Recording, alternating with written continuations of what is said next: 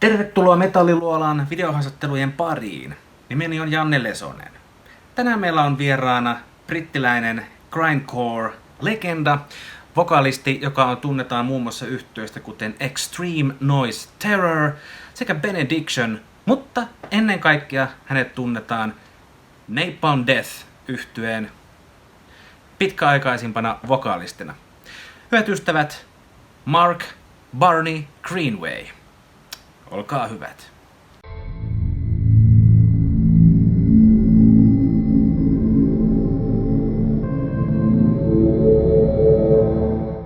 Hey, Mark Greenway, how are you doing?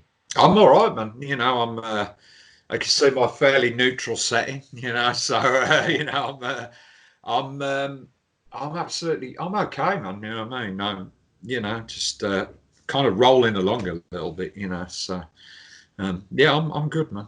I'm okay. Yeah. How's the spring, the year 2020 been for you? Yeah, I mean, you know what?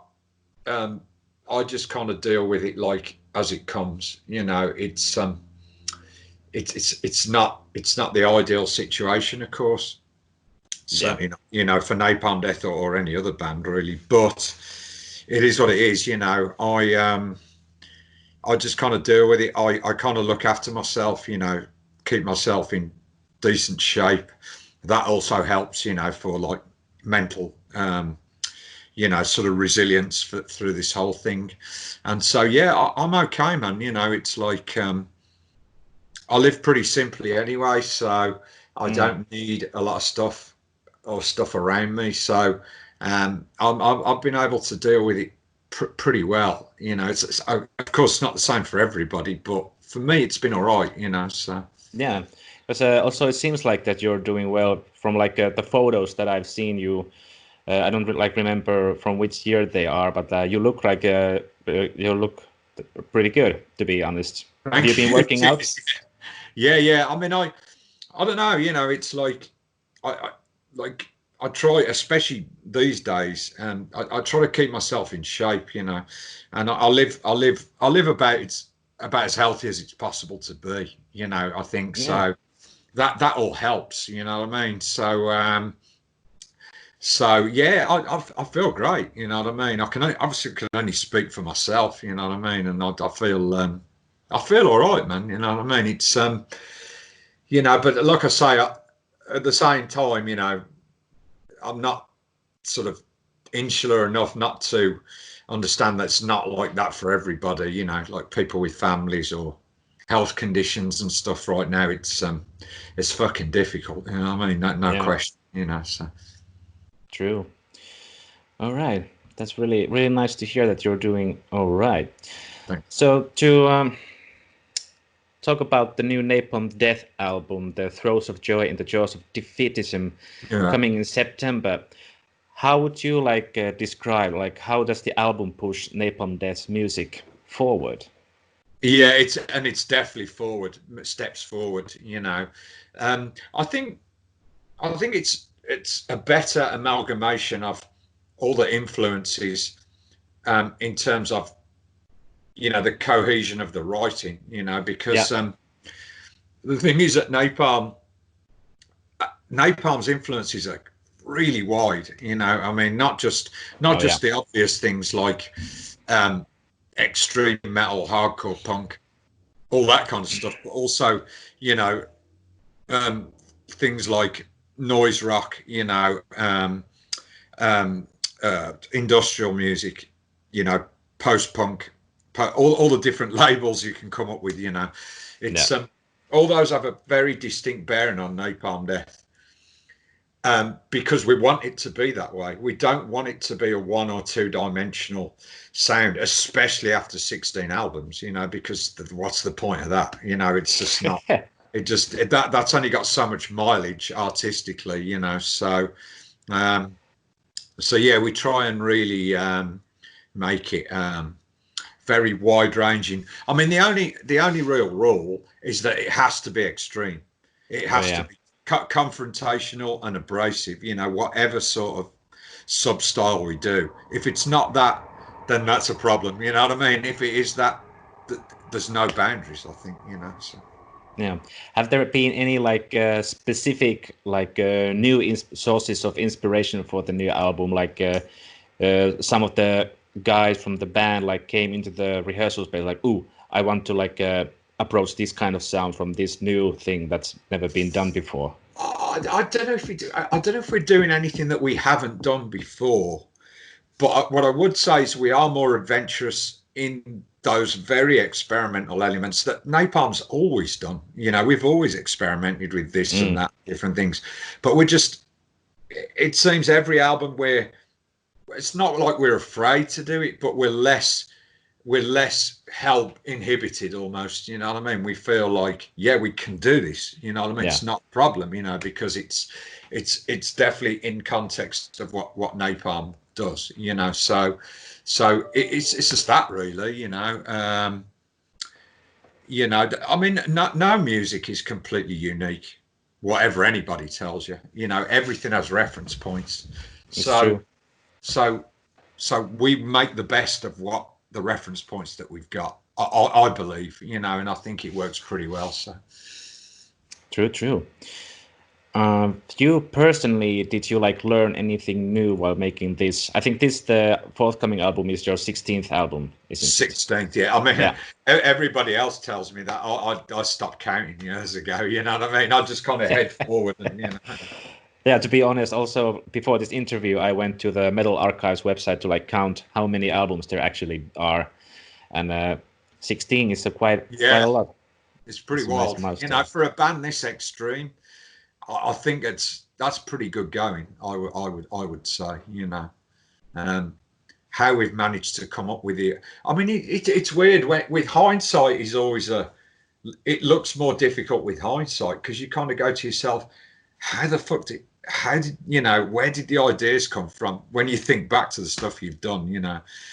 Yeah. But obviously before any given album, it's just a point in time. And it just reflects what you're thinking musically and lyrically at that time, you know. So it's very different. Hindsight and the immediate moment are two different things. I suppose that sounds a little bit obvious, but it really is, you know, in terms of the ability to come up with stuff, you know. True.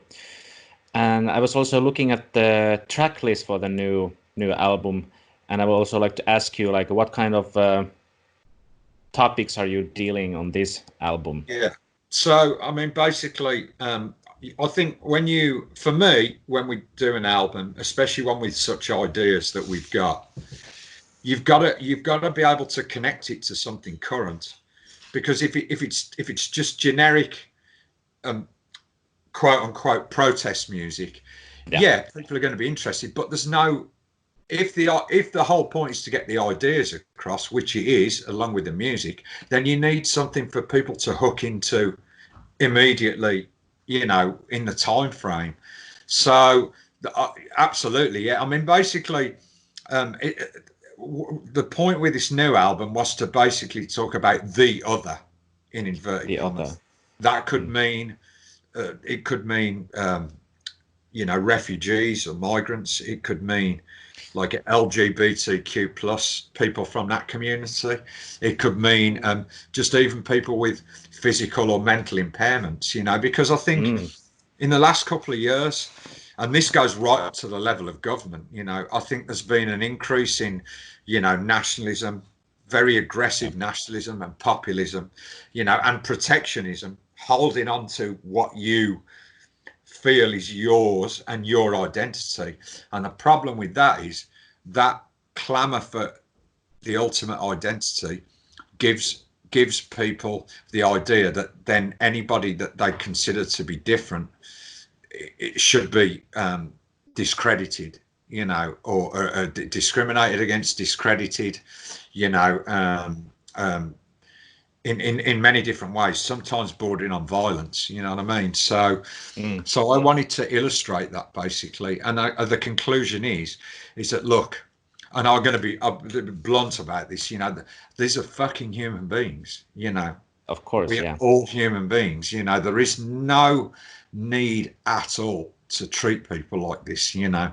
And I think one of the one of the sort of the most obvious examples for me is this whole argument around LGBTQ plus people, that somehow their biological differences are something that will threaten, you know, the sort of biological order of what people consider normality. And it's such a mindless concept, you know, that that I felt that I just wanted to really underline that, because again, it's current. This stuff has been going on. I mean, I don't think I need to mention the obvious governmental people who use those sort of tools, you know. I think you know without me saying, you know.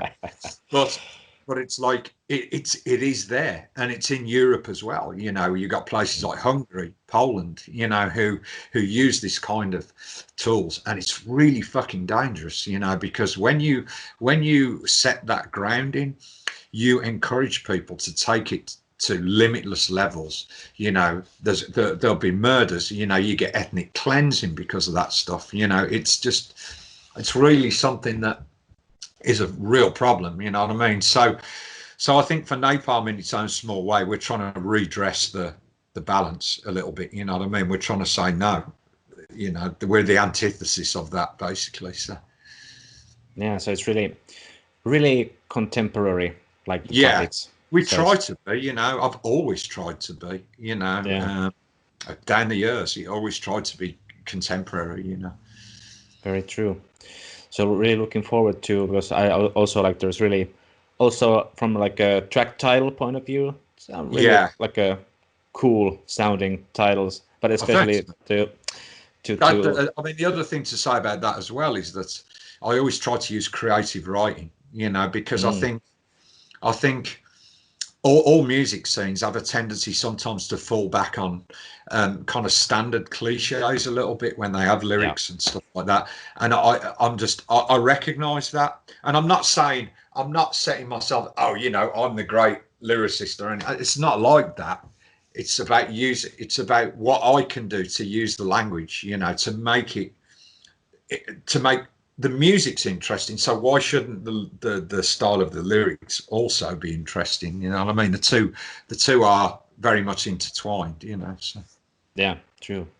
There's also the track Joie de ne pas vivre. So do you also speak French? Nice pronunciation, by the way. Thank you. High school teachers. Yeah. They did a good job. Well, I mean, the thing with that is, the funny thing is that I've used language before in the past that aren't my native tongue, you know. I think it adds a nice little bit of stylistics, you know. Yeah. But the other thing to say is that that track was influenced directly by a band called Young Gods, which is a Swiss-French industrial band, you know, going back to the 80s, you know, really great band, you know. And so they a lot of their songs, the lyrics are in a native Swiss French tongue.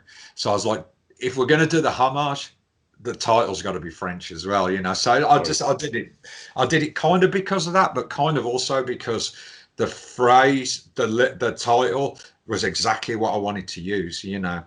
And anyway, we use that phrase in English. It's translated as joie de vivre, joy of living, you know, is commonly used. So joie de ne pas vivre, which is the joy of not living, it kind of made sense to me, you know. So yeah, I also moving forward, that I noticed that Napalm Death will be performing in the European Metal Festival Alliance, which is kind of like a broadcasted festival this upcoming weekend, if I'm correct. Yeah. So but it's old. Yeah, sorry, it's old footage. It's not us.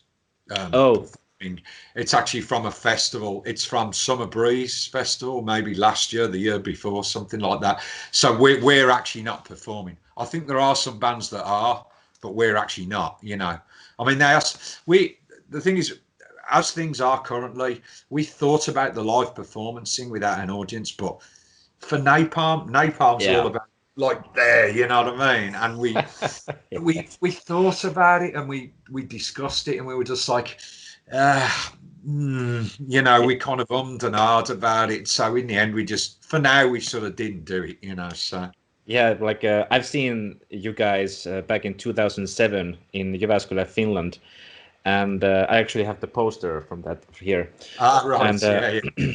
and I remember like it was really fierce show, and like probably one of the most fiercest shows I've ever seen. So it would like feel really like weird to imagine you guys doing that sort of like a fierce performance for an quote unquote like an empty room. It probably No, wouldn't feel the same.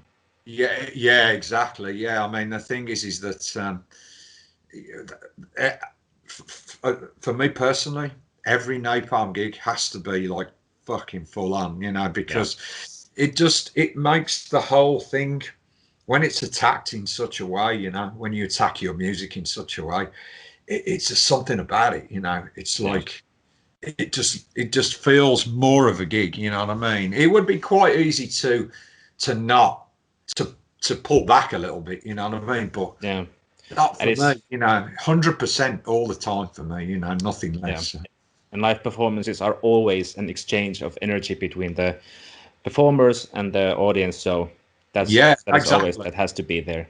I agree. Napalm's very interconnected. I know a lot of bands say it, but Napalm is, you know, it's without those people there, it's an interaction, you know what I mean? And it's not a one-sided thing, you know, so that's how it has to work. That's how it does work. So very true. So also I also did some I realized that next year will be the 40th year for Napalm Death. So that's quite a big milestone. So are there again, something else that I didn't even think about, you know what I mean? Yeah. So are there at this point any like special plans to celebrate that? No, I mean, the thing is that Napalm's a band to not. A lot of bands do anniversary things, but we always considered ourselves to be forwards looking, not backwards looking. And I don't mean that in the sense that I'm being in any way disrespectful to or minimizing anything that's come before this. That's not at all the intention. But I think our primary motivation is moving forward, you know. We just don't feel the need to do it's like with the Scum thing was the same. We got asked to do all this different stuff, you know, and we could have, you know, with gigs, you know, to be honest, promoters they start to throw money at you for this stuff, you know. But for us, it's more about the integrity, you know what I mean? We just didn't want to go out and look like a cabaret band, you know. It just wasn't our thing. And I might be over. I know that might sound like I'm over exaggerating it a little bit, but it just wasn't. It just wasn't for us. The only thing we've done along those lines is that, and it got postponed, was the Decibel Festival in the States. You know, Decibel magazine. Oh, yeah. So the editor's a really, really old friend of ours, you know, Albert, who wrote a lot of books and stuff. So he convinced us into doing like a selection, Harmony, Corruption, Utopia, Banished set, you know. And at first we were like, no, you know. And he kind of talked us into it, you know, and it's really that simple. So it's been obviously it's been postponed, but it's gone to next year now. So we've still got that to do, you know. It'll work out well, I'm sure it will, but it's not something we would ordinarily do, you know, like appear on festivals, Napalm Death doing such and such an album. It's not our thing, you know. We're forward looking, you know. So yeah. A quick question: how much do we have still time? I assume you. Yeah, we got like 6 minutes or something like that. All right. Yeah, that's enough. So also, because I was also reading the biography from the Napalm Death's website. I believe it's written for the Apex Predator album, but it said the Napalm Death were and still are driven by a ferocious intelligence and a genuine desire to make the world a better place through the promotion of rational thought and respect for all fellow humans. Yeah. That made me wonder, have anyone ever like come to you and said that the Napalm Death's music or your lyrics have made them actually better? Yeah, I have had people come to us. You know, I mean, it's a biog, so it's written sometimes, and I always check the biogs. But I would say, I just want to go back to when you quoted from the biog. So, ferocious intelligence. I don't think it has anything to do with intelligence, because intelligence kind of suggests a superior thought, but it's not. It's actually very simple thought.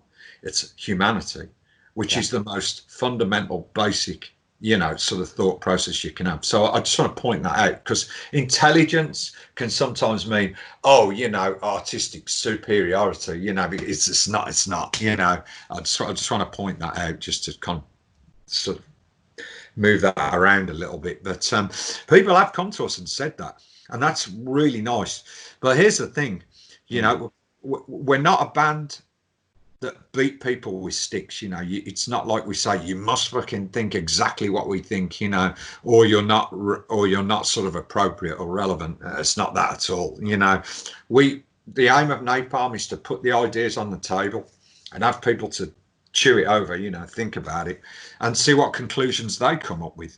So the fact that people have then said that to us, my response is always, that's really kind, thanks very much, but always think for yourself, man. You know what I mean? Always take the ideas, absolutely, but like, you don't have to obey everything that is put in front of you. You know what I mean? So my thing is more, I put the ideas out there, and I'm hopeful that people will sort of see the humanity and all the rest of it, all the other things coming inside it, but I would hate to sort of bully people, with a prod or something like that. That's not the approach, for Napalm. Yeah, nice. If that makes sense, Yeah, I think it makes. On the album Utilitarian, there's the song Quarantined. Yeah. So how, during these times, how do you feel about that song? And do you think that's going to be in the set list from now on? No. I mean, we don't do such obvious. I mean, that would be just like, that would be a bit silly, I think. And in any case, Quarantined was not about any kind of biological. It has no biological connections. The whole point about that song was being quarantined it was actually a song about music. It was about feeling trapped in having to conform, or being expected to conform, to things in music that you shouldn't. You should always feel free, as an artist, I think. So I think it was, as far as I remember the lyrics, there's something about rules of the mainstream in there, which was something that I was trying to, push aside, so that was the thing for that. But there's definitely no biological connections aside from the biology of thinking, and reacting. Yeah. Nice. All right. I also recently heard your quite like an in-depth interview a few months ago in the Into the Darkness podcast, and then you also talked about with the hosts about how you also like to indulge yourself in art. So I was also curious of what kind of different arts you personally like. Yeah, I mean, I'm not a learned in terms of pictorial art. I'm not a learned scholar of the artists per se. I know pieces when I see them, and I know what they are, and I know a bit of history behind them. But I'm not a art scholar per se. I love great art. I like a lot of absurdist art. Kind of contentious art. I like art that breaks stereotypes. Much like Napalm tries to do. And that's my thing. It's more, if I see a piece, I'll really fucking like it. Or I'll see a piece and I'll just go, nah, you know what I mean? But I realise it's all subjective, you know what I mean? So, but I do love art, There's, where I live, there's a local independent gallery round by me, and I bought a couple of pieces out of there. It's not expensive. I couldn't afford a lot of art, because it's a bit too expensive. But I bought a couple of pieces out of there, and they were local artists, and I just those individual pieces, just like, I was like, shit, I have to have that piece of art. You know what I mean? And that's what I did, and they're on my wall downstairs. So nice. Yeah, I think it's also probably they might also the inspiration might also probably, I would guess, bleed into somehow unconsciously into your your own art, I would assume. Yes, sometimes it's hard sometimes to completely ascertain that, but yeah, I mean, naturally things will have an indelible, effect. Yeah. I believe we're almost out of time, so I like to wrap things up with a short segment that I like to call Circle of the Tyrants. So, are there any I want to promote this kind of positivity and remembering people who are still alive today. So I want to give you the platform to give shout outs or your respect to some still living artists that are out there that you think deserve. Oh God. Shout out. I would say it's quite an obvious one, perhaps, but Michael Gyra from the band Swans.